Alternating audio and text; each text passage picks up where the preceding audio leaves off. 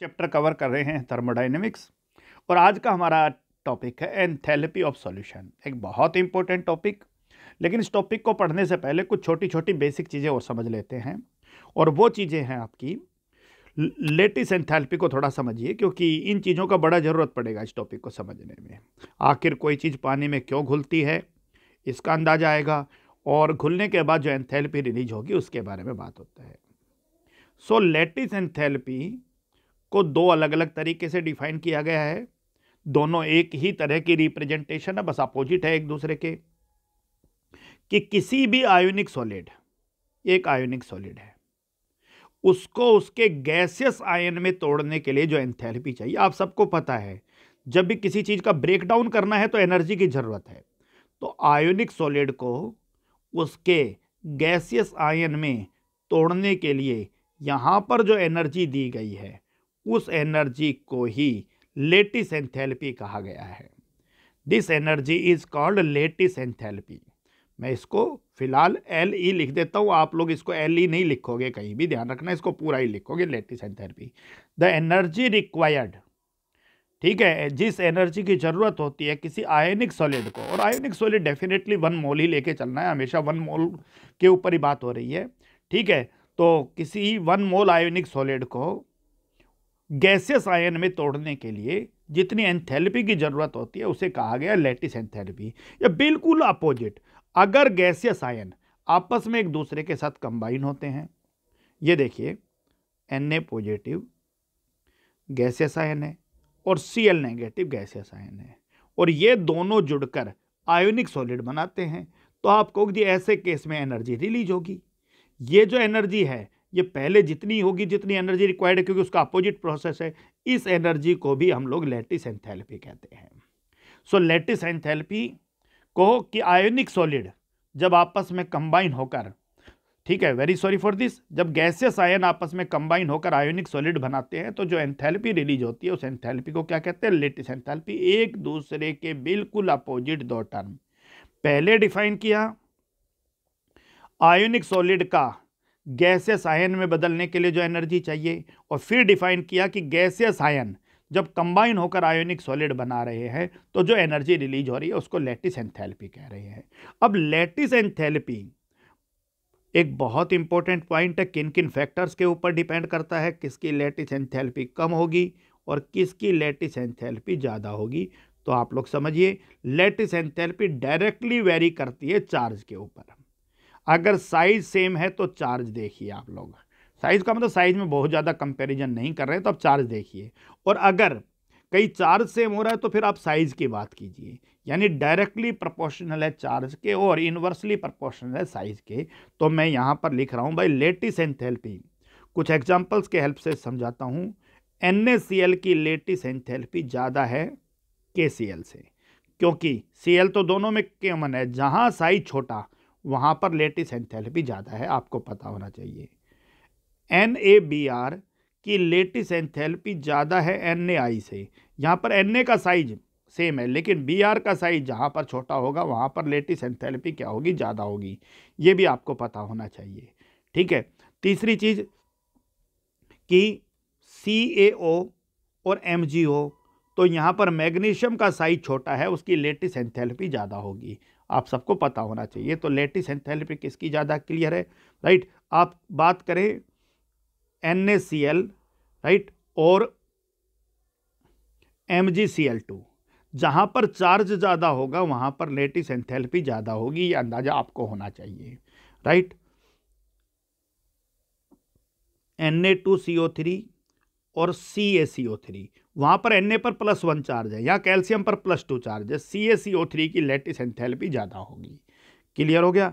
Na2SO4, BaSO4, वहाँ Na पर +1 charge है और यहाँ Ba पर +2 चार्ज है, इसकी लेटिस एंथैल्पी ज़्यादा होगी, ये आपको ध्यान रखना है। आगे आज एंथैल्पी ऑफ सॉल्यूशन में इस कॉन्सेप्ट का हम जिक्र करेंगे। दूसरा क्या होता है, एक टॉपिक है enthalpy of hydration, that is enthalpy of hydration. Enthalpy of hydration is one of the most important part during a reaction, because in this process when a gaseous ion attached with water and convert it into aqueous ion, it will release energy. Combination हो रहा है, जुड़ रही हैं चीजें। So this enthalpy is called enthalpy of hydration. इस enthalpy को क्या कहा गया है? Enthalpy of hydration. कि जब कोई गैसियस आयन अपने एक्वस आयन में बदलता है तो जो एनर्जी रिलीज होती है उस एनर्जी को एंथैल्पी ऑफ हाइड्रेशन नाम दिया गया है। ठीक है भाई, आप लोग ध्यान रखिए। इसी तरह से मान लीजिए फ्लोरीन नेगेटिव है, ओके, ये गैसियस आयन है, ठीक है, और वाटर के साथ अटैच्ड होकर फ्लोरीन नेगेटिव एक्वस बनाएगा। ठीक है भाई, और प्लस में क्या बाहर निकलेगा? एनर्जी बाहर निकलेगा। So this energy is called enthalpy of hydration. और एंथैल्पी ऑफ हाइड्रेशन भी आपको पता होना चाहिए। एंथैल्पी ऑफ हाइड्रेशन डायरेक्टली है किसके? चार्ज के, और इनवर्सली है साइज के। जितना साइज छोटा उतना ही एंथैल्पी ऑफ हाइड्रेशन ज़्यादा होगा। लिथियम पॉजिटिव की enthalpy of hydration sodium positive से ज़्यादा होती है। फ्लोरीन नेगेटिव की enthalpy of hydration chlorine negative से ज़्यादा होती है। सीधा सीधा मामला आपके सामने क्लियर है।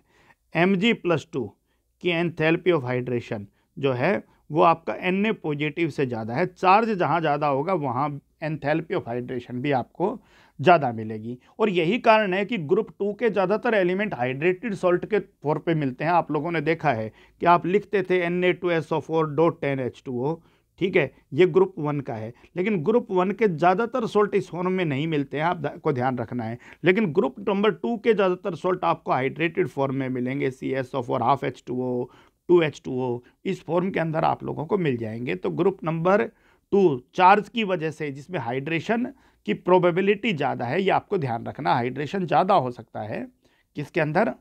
आपके ग्रुप नंबर 2 के सॉल्ट्स के अंदर। चलिए, अब दो चीज़ें हमें समझ में आई। अब बात आता है कि किसी भी एंथैल्पी ऑफ सॉल्यूशन का क्या मतलब है। जब किसी आयोनिक सॉलिड को आप लोग डिजोल्व करते हो वाटर के अंदर, आयोनिक सॉलिड, और उसको डिजोल्व किया है किसके अंदर? वाटर के अंदर, तो आप उसको लिखते हो Na positive aqueous plus Cl negative aqueous. लेकिन ये प्रोसेस, और यहाँ पर जो भी एंथैल्पी रिलीज होती है उसे एंथैल्पी ऑफ सॉल्यूशन कहा गया है। ΔH सोल लिख देता हूँ, सॉल्यूशन कहा गया है। ठीक है, ये जो भी वैल्यू आएगी। लेकिन ये प्रोसेस बेटा इस तरीके से नहीं होती है। ये प्रोसेस इस तरह से होती है। पहले NaCl सॉलिड अपने गैसियस आयन में टूटता है, Na positive gaseous plus Cl negative gaseous, और फिर Na पॉजिटिव गैसियस और Cl नेगेटिव गैसियस। ठीक है, ये मिलकर Na पॉजिटिव एक्वस बनाते हैं और Cl नेगेटिव एक्वस बनाते हैं। इस तरीके से NaCl पानी में घुलता है। तो यहाँ पर जो एनर्जी में चेंज आया वो अब दो तरह से चेंज हुआ। कैसे कैसे हुआ भाई? दो तरह से। पहले देखिए, आयोनिक सॉलिड को गैसेस आयन में बदलने के लिए जो एंथैल्पी दी गई वो आपकी एंथैल्पी कहला रही है लैटिस एंथैल्पी। जो एंथैल्पी दी गई वो एंथैल्पी कह रही है लैटिस एंथैल्पी, एनर्जी प्रोवाइड की गई, लैटिस एंथैल्पी। जबकि दूसरी तरफ जब गैसेस आयन के साथ वाटर जुड़ा तो जो एंथैल्पी है वो कहला रही है hydration enthalpy, ΔH hydration, hydration enthalpy. आपको पता है कि लैटिस एंथैल्पी एनर्जी रिक्वायर्ड है, जिस एनर्जी की ज़रूरत है लैटिस को तोड़ने के लिए रिक्वायर्ड है, और हाइड्रेशन एंथैल्पी एनर्जी रिलीज है। अगर किसी भी प्रोसेस में रिलीज होने वाली एनर्जी ज़्यादा है तो इसका मतलब ये निकला कि अब प्रोसेस अपने आप ही स्पॉन्टेनियस हो जाएगी, क्योंकि अगले मॉलिक्यूल को तोड़ने के लिए बाहर से एनर्जी नहीं देनी पड़ेगी, क्योंकि हाइड्रेशन एंथैल्पी में ही इतनी एनर्जी बाहर निकल जाएगी। मान लो आप 100 मोल NaCl के लेके चले थे और 100 मोल NaCl में को आपने थोड़ा सा हीट दिया ताकि वो अपने गैसेस आयन में टूट जाए। क्लियर हो गया? अब प्रोसेस आता है कि मान लीजिए आपने थोड़ा सा हीट दिया, ठीक है, और वो अपने गैसियस आयन में टूट जाए, ठीक है। लेकिन इस प्रोसेस को यूं समझिए कि उसके तुरंत बाद जो एनर्जी रिलीज होगी वो उस पहले मॉलिक्यूल के गैसियस आयन में टूटने के लिए तो एनर्जी चाहिए, और गैसियस आयन जब वाटर के साथ जुड़ेंगे तो एनर्जी रिलीज होगी। ये पहले मोल की बात कर रहा हूं, लेकिन उसके तुरंत बाद जो एनर्जी रिलीज हुई है उसी एनर्जी का इस्तेमाल करके बाकी के जो बॉन्ड्स हैं NaCl के वो टूटते जाएंगे और वही एनर्जी आपकी यूज होगी आफ्टर ऑल लैटिस एंथैल्पी। समझ में आ गया? This energy is further used as lattice enthalpy.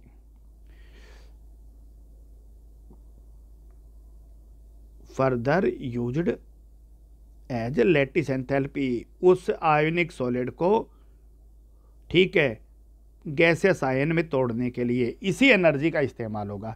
इसका मतलब ये हुआ भाई कि अगर कहीं भी डेल्टा H हाइड्रेशन ज़्यादा है किससे? लैटिस एंथैल्पी से, तो सीधा सा मतलब है भाई जो एनर्जी रिलीज होगी वो लैटिस को तोड़ने के लिए सफिशिएंट है और ऐसी स्थिति के अंदर आपका जो कंपाउंड है वो वाटर में सोल्यूबल होगा।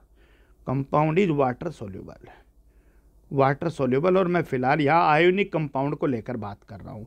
एक बहुत अच्छा क्वेश्चन आपके सामने आ रहा है और वो क्वेश्चन है कि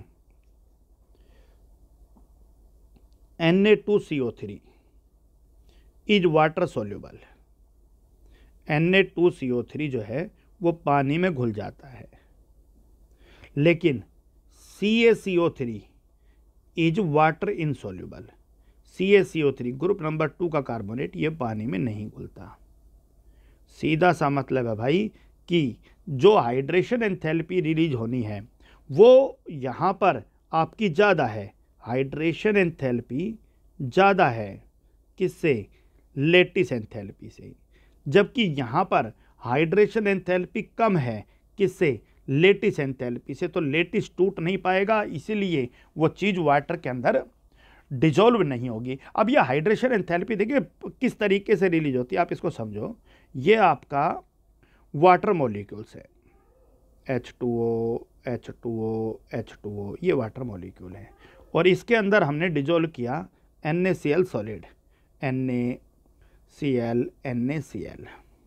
जब NaCl वाटर की तरफ अप्रोच करता है तो ये वाटर की तरफ अप्रोच करता है तो इनके आयंस में, क्योंकि है तो आयन ही लेकिन आयन बहुत पास पास है, NaCl के अंदर पॉजिटिव और नेगेटिव है, NaCl न्यूट्रल, खुद न्यूट्रल है लेकिन Na के ऊपर पॉजिटिव है।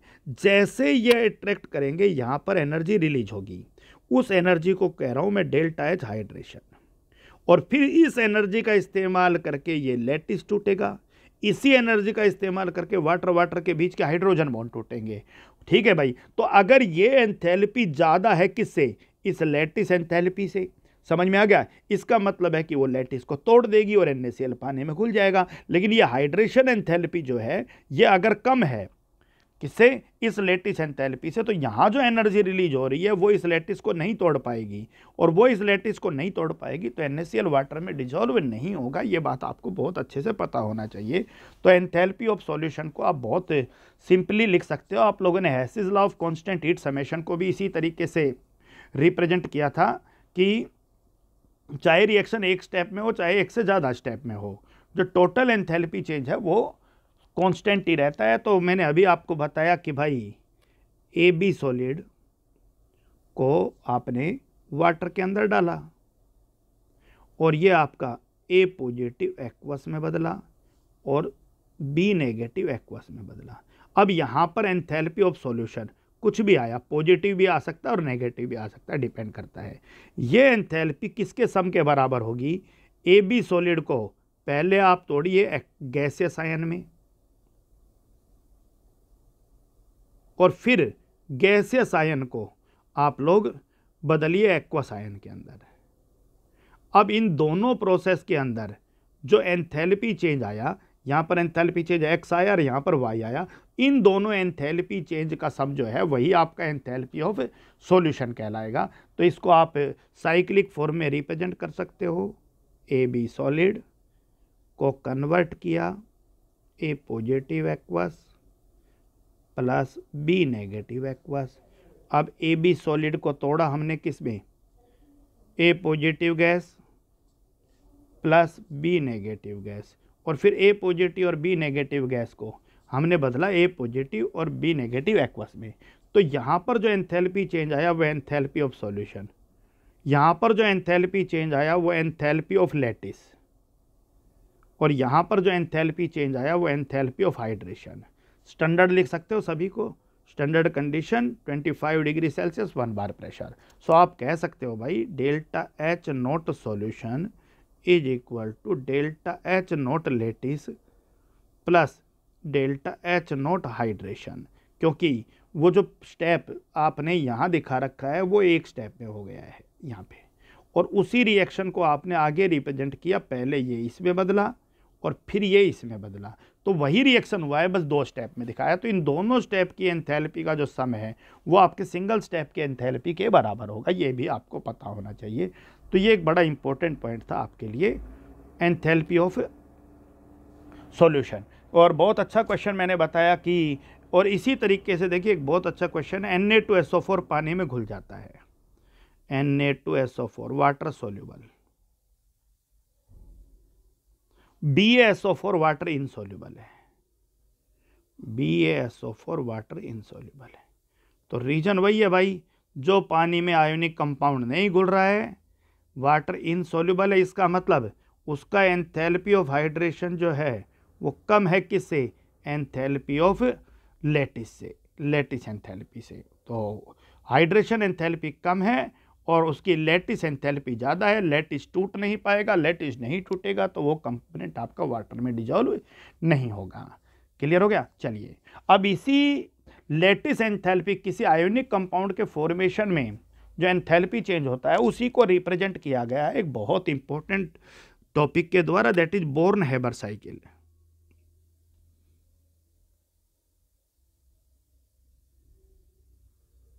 बोर्न हेबर साइकिल, देखिए बोर्न हेबर साइकिल आपका किसी आयोनिक सॉलिड के फॉर्मेशन को रिप्रेजेंट करता है। तो sodium solid plus Cl2 gas will bring you NaCl solid. ये आपको पता है भाई कि ठीक है, बैलेंस कर लीजिएगा तो ये आपका क्या हो जाएगा, हाफ Cl2 गैस हो जाएगा।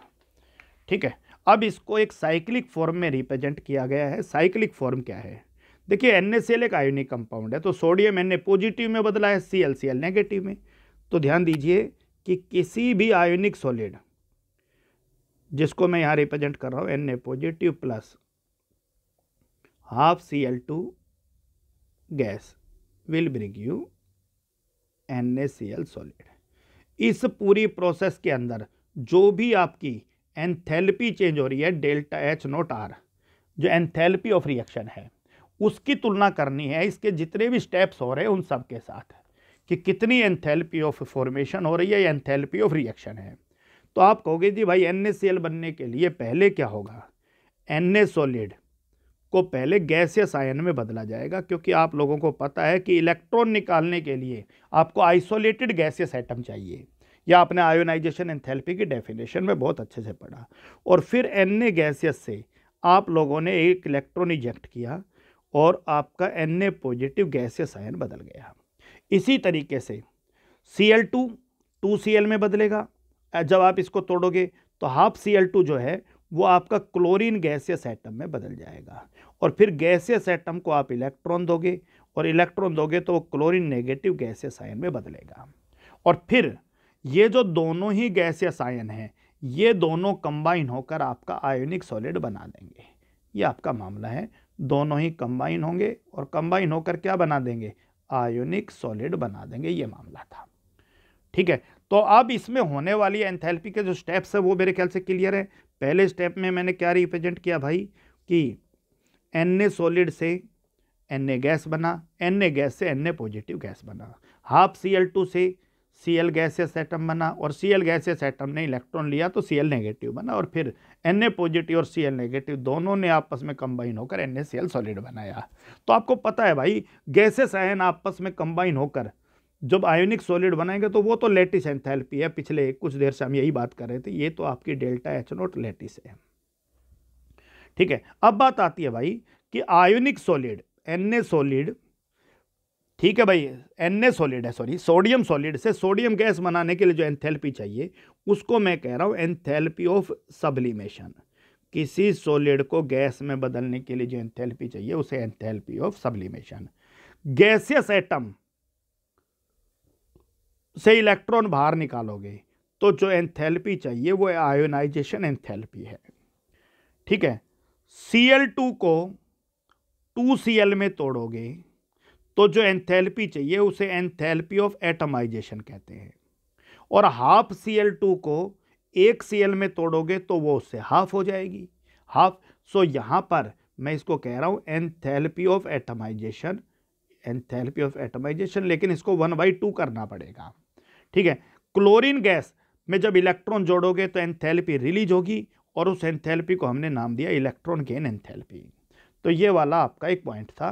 ठीक है, अब आप सबको एक बात और पता होना चाहिए भाई, और वो बात यह है कि सॉलिड को गैस में बदलने के लिए एंथैल्पी चाहिए, एंथैल्पी चाहिए तो डेल्टा एच आपका पॉजिटिव होगा। गैसियस एटम से इलेक्ट्रॉन को निकालना है, निकालने के लिए एंथैल्पी चाहिए तो ये भी आपका पॉजिटिव होगा।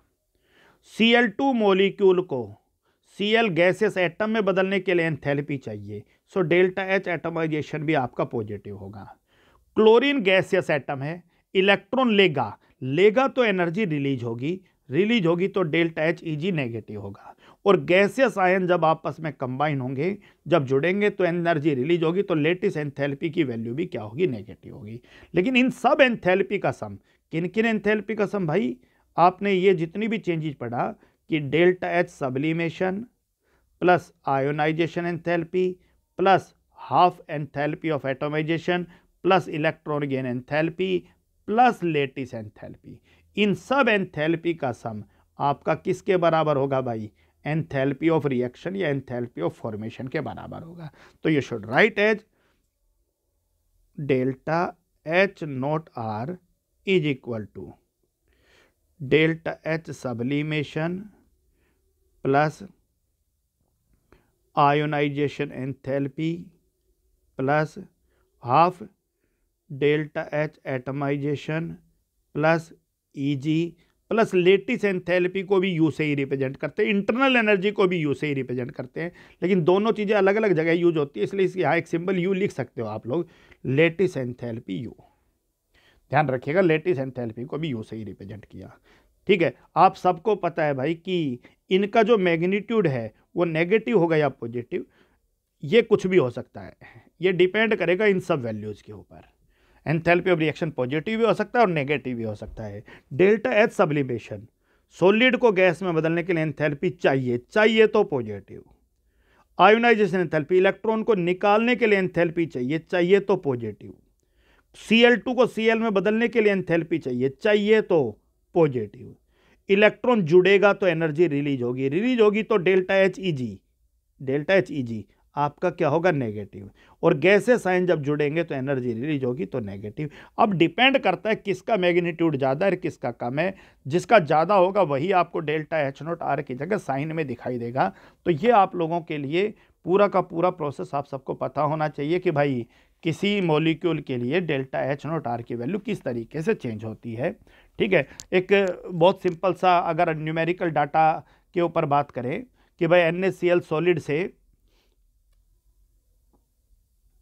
Na solid plus half Cl2 gas और दोनों मिलकर NaCl सॉलिड बना रहे हैं।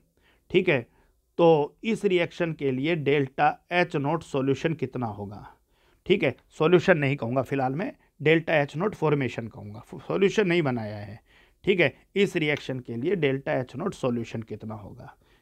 ठीक है, चलो पहले मैं डेल्टा एच नॉट रिएक्शन या फॉर्मेशन लिख देता हूँ, ये कितना होगा। तो पहले तो आपको ये सारे स्टेप्स में चेंज होने वाली एंथैल्पी के बारे में आइडिया हो।